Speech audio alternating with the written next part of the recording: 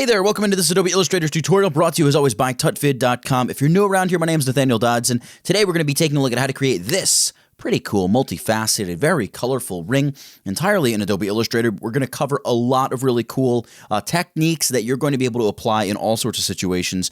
This little icon is inspired by the Sparkle app. It's like a web design app in the Apple App Store. We're not sponsored by them. I just saw it recently, thought it was cool, and figured, you know what?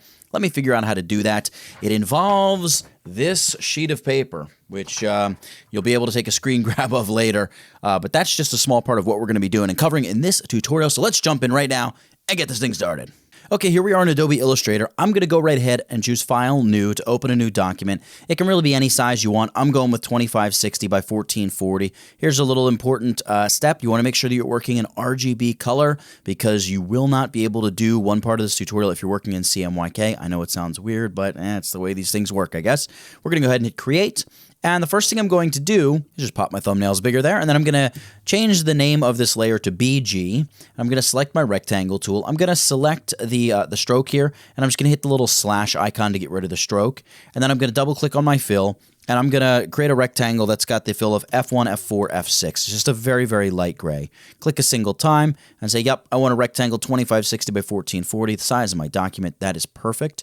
And then I'm going to go to my Align panel here and align horizontal and vertical centers, just like so. And then I'm going to lock up my background. Just a quick background color. I don't want to waste your time with it. You can create it whatever color you like. That's just what I'm going with. And then for this layer here, I'll name this Contents.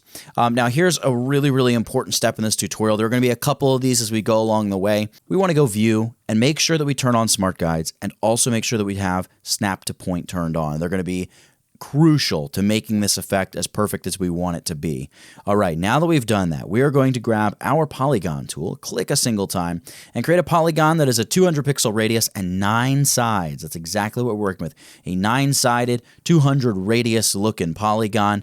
And I'm going to change the fill here just to a red or just something that's noticeable like that. And then I'm going to hit my flip vertical button here just to flip it upside down. If you don't have the properties panel, you're working with an older version of Illustrator, go Object Transform Reflect and reflect it along the horizontal axis. It'll perform a vertical flip if you do that. All right, next up, we're going to grab the line tool. I'm going to hold down Shift, drag a horizontal line across the document. I want to make sure I give this a color, so I need to give it a stroke color. And maybe I'll give it the red, but then I'm going to make it more of like a green, just so it's a little bit more noticeable against this background and the red shape. And then hold down Shift and drag a line straight up and down across the document as well. So we got two lines that are going to be sort of guides for us, and then our little polygon in the middle. Drag a selection over all of these shapes. I've locked up the background layer, so I'm not going to be selecting that shape. We're going to head back to the Align panel, align the horizontal and vertical centers again. Now I'm going to zoom in on this because we're going to begin drawing sort of the points and cogs for our wheel, if you will. I'm going to flip my color, so I'm drawing with, I actually don't want to draw with a green. I'm going to draw with maybe a light pink here. I'm going to grab my pen tool. And I'm going to, you see that? It's noticing, hey, there's an anchor point there. You're going to draw exactly on the anchor point. I'll snap you right to it. That's our Smart Guides helping us out. And then we'll come over here to the other anchor point. And here's where Smart Guides are going to allow us to click exactly to our center guide. That's great. And then connect with our opening anchor point. That gives us a perfect triangle, perfectly symmetrical, sitting here on top of our polygon. Now, let me try to explain this really quickly because I don't want to waste all of the time that we have here today. If I take this triangle, the idea is going to be we want to duplicate it quickly so it sits across every face of the polygon, right? So there's one here and here and all the way around. We're going to do that by going Effect, Distort, Transform and saying, hey, look, we have a 9-sided polygon, so we need 9 points, which means I need to make 8 copies, 8 plus the original. Let's turn on Preview. Doesn't look like anything's happened. Then what we want to do is choose an angle. Let's just start with like 25 degrees, just for an example here. You can see it's just spinning this triangle around itself. So of course you might think, oh, I got to move it horizontally or I got to move it vertically or something like that. But you can see what this is doing. It's really not at all doing what we want. And we would be in here all day tweaking and fussing with it and messing around with it. There's a better way to do it, and that is by incorporating these guidelines. And now we're going to do something else that's not going to work, but this is such an important point when you're working with a shape like a polygon. I don't know that I've ever seen anybody talking about this before, at least directly. You want to select both of your guide points. I'm just shift clicking them. See, I've got them both selected here. And then hit Command or Control G to group them up. Now, what we want to do, the problem with our triangle just a moment ago is it was rotating around its own little axis. So if you imagine a nail put right into the center of it and it's just spinning around itself like a little cardboard clock or something, we want this point right here in the middle of our polygon to be the middle. So this swings around the polygon like a giant wheel. So we want to take our guides and we want to group them with our triangle. So we're going to shift-click both those little circles in the Layers panel, Command or Control G to group it together, and watch this. This still actually isn't going to work, but the fix is a lot faster here, but you'll get the idea here. So we want to take this, preview it, of course, give me 8 copies, and let's go ahead and start rotating. Let's say 30 degrees. You can see now it's starting to spread its way around, but it's not quite right. We don't have the correct angle. We're going to work on that in a minute. In fact, we're going to work on it right now because I'm going to show you the real problem with this. You can figure out how, like the exact angle you need. We know we have 9 faces of our polygon. So we're going to say 360 degrees, the number of degrees, if you will, and to get all the way around, to spin in a circle, to put it simply. We're going to divide that by 9. And there we go, 40 degrees. That's exactly what we need. But check this out. It's not right. None of these triangles line up perfectly. They're not lined up with my polygon. They don't look right. And I'm starting to get frustrated, right? At least that's where we would be heading if we weren't working on this together. But we're working on it together. So here's what we want to do. First of all, select this group. We want to ungroup this again. Object, ungroup. This is very important to ungroup that. We don't want to keep the group locked up because these guidelines need to remain aligned to the center of my document. But let me zoom in. And I go up to View, and I make sure that my bounding box is turned on. Check this out. I have a little red dot right there in the middle. You see that? That is what's called the geometric center of the shape. Now, unlike a rectangle or an ellipse or a square or something like that, that would always be in the exact middle and you would get perfect alignment just using the simple align tools here in Illustrator. However, because this is a polygon, triangles would have the same problem. The geometric center does not always align perfectly. You get more of this beautiful visual alignment, which is great because it looks good, but when you need that mathematical precision, not so good. So let's go ahead and zoom in on this, and we're going to nudge this sucker down using our down arrow key until it is perfectly in the center, just like that.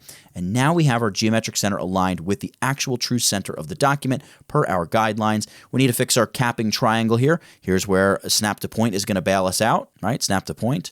It's on. You want to select with your black arrow, then switch to your white direct selection arrow, grab an actual anchor point, and you'll be able to click that anchor point to any anchor point on the polygon and just get an exact perfect match, just like so. All right, now we take our top capping triangle, again, hold down Shift, then select our 2 big guidelines, Command or Control G to group them together. Now we should actually be swinging this triangle around the true geometric center of this polygon. Let's take it for a whirl. Effect, Distort and Transform, Transform. Preview it, of course, 8 copies, and we already know the angle. It's 40 degrees. And look at that. If that's not beautiful, frankly, I don't know what is. Let's hit OK, and we've got our first round of triangles finished.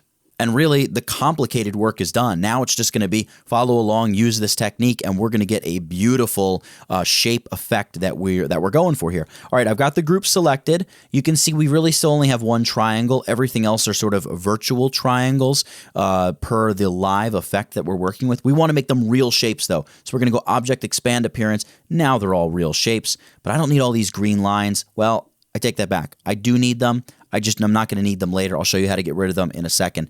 But I want to go ahead and draw another shape for my little setup here. So I'm going to select the entire group, hold down Shift, and select the center polygon.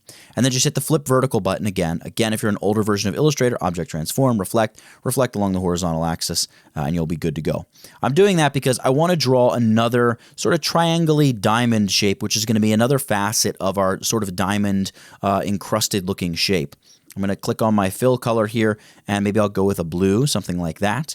And I want to allow Smart Guides to guide me through this. Yep, go from anchor point to intersection of the paths, or maybe you'll get the anchor point in there. It's all about the same. And then we're going to grab the anchor point there.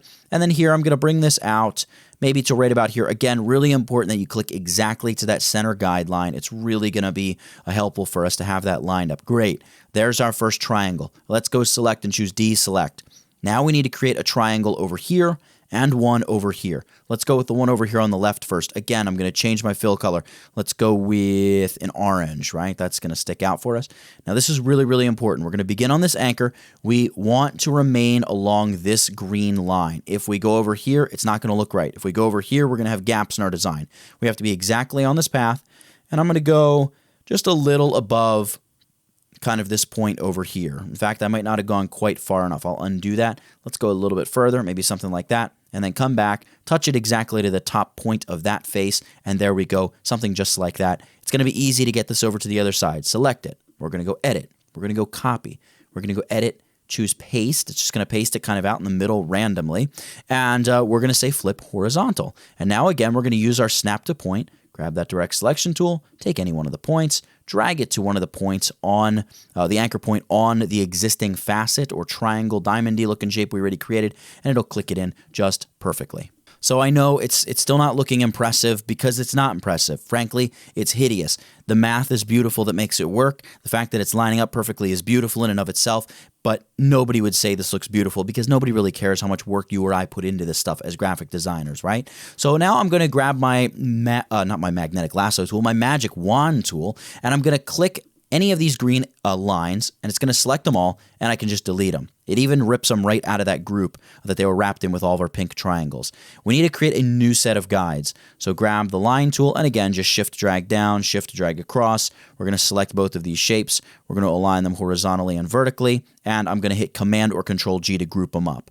Now, what I want to do is I want to group this. And by the way, you may be thinking, what about that geometric center? Remember, we adjusted the polygon, not the guides. The guides were still the true center. So these guides, as long as we center them up, they're going to be exactly in the middle of our polygon. We never move the guides. We only move the polygon. All right, let's grab these three triangles here and group them together. Object, group. And now we're going to take both of these groups, the cluster of three triangles and our two guides, and we're going to group them all together. In fact, before I do that, I'm going to open this group. I'm going to color one of these triangles just slightly differently. You'll see why in just a second. Let's just make it a little lighter, just so there's some differentiation. I'm going to collapse that group.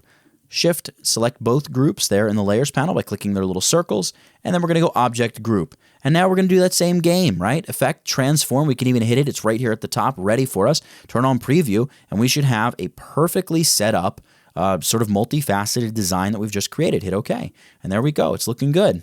Again, like we did before, we're just going to go Object, Expand Appearance, and we're kind of pulling this together. I'm going to grab my magic wand tool, select those green lines. We don't need them at all now. We can delete them all together. In fact, I can hide the red polygonal or polygon center, and you can see the actual shape or series of shapes we've created. Now it's time to colorize and add some funk and flavor to this and really make things interesting. So the first thing I'm going to do here is drag a selection over all of this. I shut off my inner polygon, so I don't need to worry about that. And I just want to ungroup this until I just have a series of raw shapes. So I'm going to go Object, Ungroup. Note the hotkey Command-Shift-G. That's Control-Shift-G on the PC. We still have a bunch of groups, though. So Command-Shift-G, Command-Shift-G, and now we just have a bunch of raw shapes, just raw paths, sitting here in our Layers panel. That's great. I'm not going to deselect yet because I want to open up my color panel here. And what I want to do is make sure I got the fill selected, right? There's the fill. I'm just going to hit the little black color swatch here to fill all of these with black. And now that I've done that, this is also a really important step for what we're about to do. From the flyout menu in the color panel, make sure I switch this to grayscale so I can just work with one number here and tell each of these triangles how bright or dark I want them to be. I am also going to go ahead and go View and shut off my bounding box. I do this all the time in Illustrator. It's just going to allow me to select any one of these shapes all by itself easily and not have a big bounding box covering half of the shapes around it. And this is where I'm going to put a color chart up over here on this part of the screen. You might want to pause the video right now and either take a screenshot of it or save it or just stick with it and watch it. All of those numbers you see, they're the numbers you're going to put into the grayscale input up here. So like I would select the top center here, and that number is 24, so I punch in a 24. The one right next to it is a 51, so we're going to punch in a 51. On the other side of it, we got a 37, so we're going to put a 37, and so on and so forth. I'm just going to speed through this really quickly, and we'll be back to wrap up the effect here in just a second. And there you have it, just like that. The whole shape is completely transformed. All right, let's just select this and group it up real quick by dragging a selection over everything, and then just Object Group right there. And we're going to duplicate this set of shapes by going Edit, Copy, and we'll just go Edit, Paste in front. And I'm going to shut off the frontmost group of shapes. This, by the way, this is why we want this document to be RGB and not CMYK, both because these grayscale colors will come out differently in CMYK, and also the blend mode we're about to use in a couple minutes, you just can't use in CMYK, or it doesn't work the same. We're going to go ahead and undo what we did by filling this with complete solid black. So I'm going to say, fill solid black for me. And I'm going to give this a 20-point stroke. So here in the properties panel, or you can use the stroke panel, let's just punch in 20. You can see it's these big green strokes. We're going to change the color in a second. But see all those little pointy arrows? Those are bad. That's happening because we got the sharp corner. We're going to go with the rounded corner. That's nice. Gives us a little roundness to the effect as well. I like it. Then I'm going to grab my green stroke. I'm going to make that solid black as well. And we want to convert all of this to fills. So we're going to do that by going Object Expand and say, yeah, we don't need to really expand the fill. We're interested in expanding the stroke, and it's going to expand the stroke to a bunch of fills. So you can see it makes all these complex shapes for us. But we really just want this to be one big old shape. So here in the Pathfinder panel, I'm going to say, go ahead and unite all this stuff and give me one big, beautiful shape, just like so. Now, this is where things might get a little hairy for you because I'm going to use the freeform gradient. Now, this is brand new to Adobe Illustrator CC 2019. If you're using an older version of Illustrator, take a look and research a little bit on how to blend colored lines together to create sort of a radial gradient like this, or an angled gradient, maybe it would be called. But with the new versions of Illustrator, we've got the freeform gradient. Now you can see it's grayed out. I can't use it. The reason is I'm working here with the stroke, not the fill. I want to just click on the fill, get back to the fill, get me back to that gradient panel. And there you go, freeform gradient, ready to rock and roll. So we're going to click on that. It does some funky things sometimes with compound paths. See how it's all solid white. Don't worry about it. We're going to start dragging some points in all these circular objects here. I want 1 point for every inner anchor point there is on the polygon. So I'm going to drag this guy up right about there. I'm going to drag this guy over here. Bam.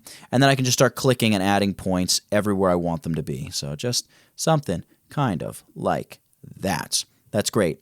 Now, we're going to select our topmost anchor point, and we can begin selecting color. So open up the color panel. Maybe I'll go with swatches. Why not? Let's go with a very light blue up here. And then down here at the bottom, I'm going to go with like a hot pink. And then over here, I'm going to go with a dark orange. Yeah, something like that will be good. And then right here, a bright yellow. And then right here, I want to go with a dark green. And then up here, I'm going to go with more of a light green, maybe something, yeah, to get some of that teal action happening in there. And then I'll go with more of a middle blue here. And I want a pretty dark blue here. And then this has got to be a purple here. I got difficulty seeing the difference between blue and purple, but just based on the way all the colors are trending, that should look just about right. I can deselect this now. I can close up my swatches panel, turn on the group on top. Look at that. Looks pretty cool. We got this really neat rainbow effect stroke happening around this. But if we select the group by hitting the circle in the layers panel, and then we go to our opacity options here in the properties panel, or if you don't have properties, go to your transparency panel and just set this entire group to the blend mode luminosity. And you can see it's given us this really cool effect on top of the color that we just laid down. At this point, you could be done, but I'm going to do one last thing here. I'm going to grab my ellipse tool, and I am going to drag a little circle beneath this because I want to make a little shadow action happening down here. I'm going to fill this with black, and we're going to go Effect, Blur, Gaussian Blur. And I don't know, yeah, probably about 35 pixels should be good. We'll hit OK. And I'm going to duplicate this a few times, but first I'm going to move it up. And I kind of want this to be in front of the shape because I want some of this shadow almost to be cast on the bottom part of the red down here. I want to duplicate this, Command or Control C, Command or Control F to paste it right in place. I need to bring the bounding boxes back now because I want to scale this. So View, Show Bounding Box. And then I'm going to hold down Shift and Option, that's Shift and Alt on the PC. And I'll maybe make that a little bit bigger, stretch it out a little bit to the sides, and maybe duplicate it one more time, Command or Control C, Command or Control F, and then I'll just pull this one out to the sides, just like that. And then I'll just come through here and reduce the opacity. So knock this down to like 15%. This guy right here will knock down to more like 30. And the one in the very center, we'll knock that down to like 45, something like that. Maybe we'll take it up to like 65. And I think that'll work about right for us. Maybe I'll select all three of these shadows and I'll just stretch them upward a little bit. Again, just to get a little bit of that blur on the bottom part of our crinkled circle effect. And maybe I think they probably need a little bit more blur. Maybe I'll select all three of them, hit Command or Control G, group it together, and I'll apply a blur to this entire group. Let me preview it and see what it looks like. Yeah, something like 35, 40 will probably be good for us. And that just helps blur it together a little bit more. Still not perfect, but I think good enough to say we're ready to wrap this one up. So I'll just center this guy up, make my dialog boxes go away, and there you have it, the finished completed effect. So there you go, you can see we created the effect. It wasn't too bad, right? A little shimmy, a little dance, a little move this way and that way. And what do we have? A multifaceted, colorful ring, just like that. A lot of cool techniques and things like that we covered. If you did get to this point in the tutorial, I would love to see what you created. Upload it to Instagram and tag me in the actual image, not just the caption. That stuff goes away and I can't see all of that stuff. But if you tag me in the actual image, I 100% can get to your stuff and show you a little bit of love. I love to see what you create. So for all of the different techniques we covered in this video, but particularly the whole finding the center of the document and working with that, with the transform effect is a big deal. I think something that's going to be really helpful. So for that and everything else we covered in this video tutorial today, ladies and gentlemen, that's it. Get it? Got it? Good. Nathaniel Dodson, tutvid.com. I'll catch you in the next one. And before you go, make sure you subscribe to my channel for more great tutorials every day. Also, buy my course. It helps us do what we do, and this channel is supported by viewers just like you. You can also just click the thumbnail and watch another video from this channel. See you next time, guys.